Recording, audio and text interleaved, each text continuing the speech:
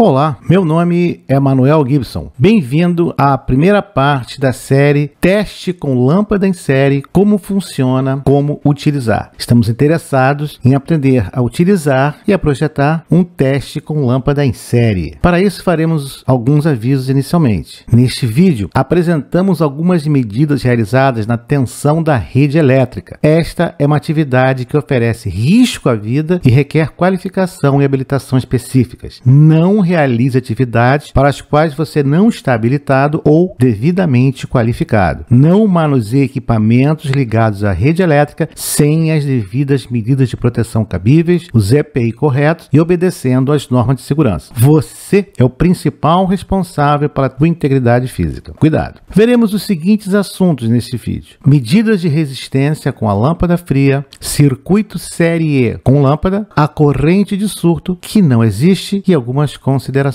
Vamos começar pelo nosso primeiro item: medidas de resistência com a lâmpada fria. Qual é a resistência de uma lâmpada incandescente? Resistência é a oposição à passagem de corrente. Depende. Quente ou fria? A lâmpada está em operação ou a lâmpada está a temperatura ambiente? Vamos começar com as lâmpadas a temperatura ambiente. Na figura nós temos uma lâmpada do tipo halógena, potência nominal de 100 watts, especificada para tensão de 127 volts. A medida do ohmímetro mostra que a resistência do filamento à temperatura de 24 graus Celsius é de 11,3 ohms. Essa é a resistência do filamento dessa lâmpada à temperatura ambiente. Para uma lâmpada de 60 watts, também 127 volts, temos que a resistência do filamento agora é de 19,6 ohms, medida a temperatura ambiente. Todas as medidas feitas com as lâmpadas frias. Próxima, uma lâmpada halógena de 42 watts, também especificada para 127 volts. Resistência do filamento, temperatura ambiente, 28,7 ohms. Próximo é uma lâmpada incandescente, 40 watts, 127 volts. Resistência do filamento,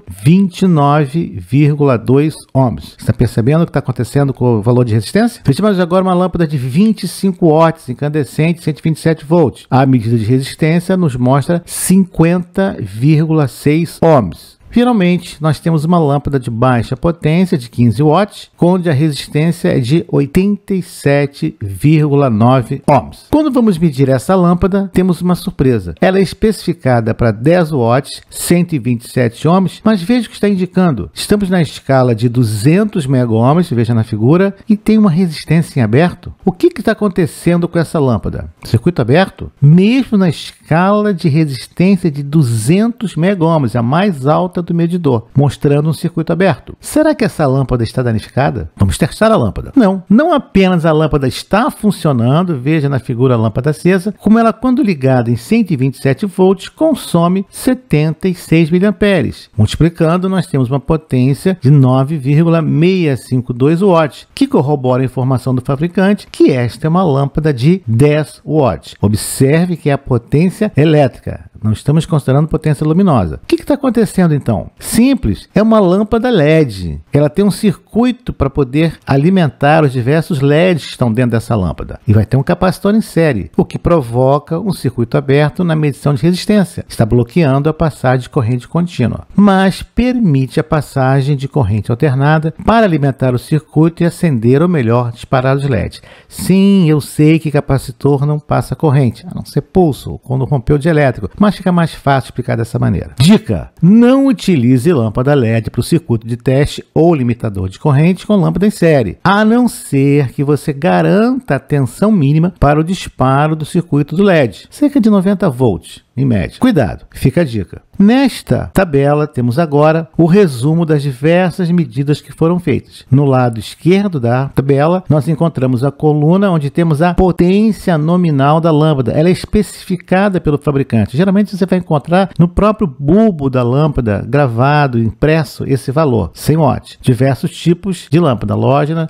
todas incandescentes, mas duas do tipo halógena, e todas especificadas para operação em 127 volts. Na coluna da direita, nós temos agora a resistência do filamento na temperatura ambiente. A lâmpada está desligada há muito tempo. Observe os valores que nós temos na tabela. Então, essa resistência ôhmica foi medida pelo nosso medidor. Quando nós temos uma lâmpada de 100 watts, que é a mais alta potência que nós temos na tabela, observe que a resistência do filamento frio é de 11,3 1,3 ohms. É o valor mais baixo que você encontra na coluna da direita. Já para uma lâmpada de 15 watts, que é o mais baixo, temos a resistência mais alta, 87,9 ohms. Temos uma tendência. A potência mais alta equivale à resistência mais baixa. E a potência mais baixa equivale à resistência mais elevada. Conforme sobe a potência, vai ter um correspondente decréscimo de resistência. Isso pode ser bem entendido pela equação P igual ao quadrado sobre R, onde P é a potência, U é a tensão e R é a resistência. Para uma mesma tensão U, quando aumentamos a resistência, a potência diminui. É o que nós estamos vendo, 87,9 ohms com 15 watts. Quando nós diminuímos a resistência, aumenta a potência, 11,3 ohms para 100 watts. É inversamente proporcional. Fechamos algumas observações agora. Corroborando o que nós medimos, vimos na tabela, conforme aumenta a potência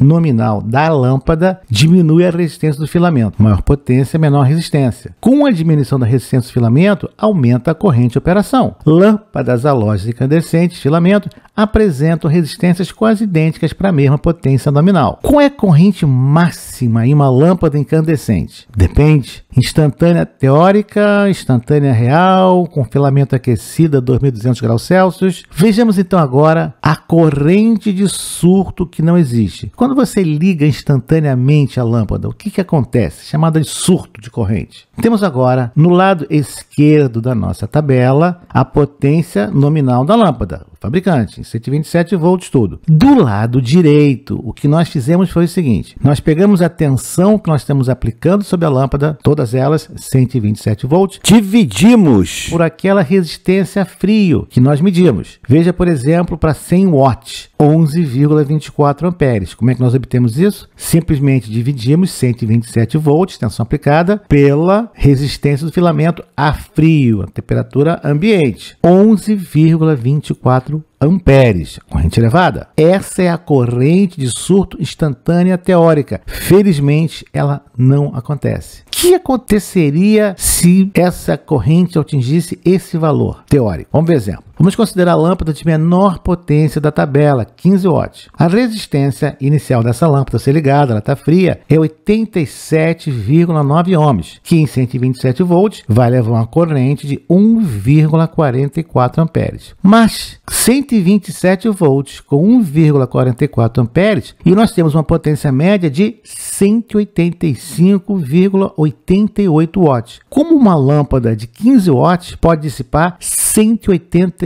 watts aproximadamente? Não pode. Quanto tempo que ela vai ficar funcionando antes do filamento derreter? Muito pouco tempo. O que realmente acontece então? Vamos ver um outro caso. A lâmpada de 100 watts. Nesse caso, a corrente teórica instantânea de 11,4 amperes. Mais do que da tomada de 10 amperes que você liga aos seus equipamentos. Na tensão de 127 volts, uma corrente de 11,4 amperes vai levar uma potência média de 1.447,8 watts. Quase 1,5 kW de potência. Quase 3 kW de pico. Isso não é uma lâmpada, é um forno de micro-ondas na potência máxima. Claro que não acontece na prática. Nunca a corrente real vai alcançar esse valor. Qual é a razão para ela ser limitada? Nós medimos a resistência, nós sabemos a tensão. Por que essa corrente não acontece na prática? Matematicamente está correto o valor. Afinal, por que a corrente é limitada? Vamos ver. Primeiro, a fiação é indutiva. A fiação da rede elétrica basicamente é indutiva e ela apresenta uma constante de tempo e retarda a subida da corrente de 0 para um determinado valor. Não é instantâneo. Segundo, conforme a corrente vai subindo, a resistência do filamento vai aquecendo. E como nós vimos em vídeos anteriores, com o aumento da temperatura, aumenta a resistência até um valor máximo, quando o filamento alcança, em média, mais de 2.200 graus Celsius. Nós vimos isso no vídeo anterior, nós calculamos esse valor. Então, veja o que acontece. A corrente até gostaria de ser o valor teórico máximo, mas conforme começa a circular a corrente, a resistência vai se aquecendo. Ao se aquecer, a resistência aumenta. A resistência do filamento não é constante entre frio e quente. Depois que ela alcança um estado estacionário, depois de algum tempo de aquecida, cerca de 2.200 graus, aí ela vai ter a resistência de operação. Vamos ver isso mais tarde. Veremos mais à frente, inclusive, será que existe uma relação entre a resistência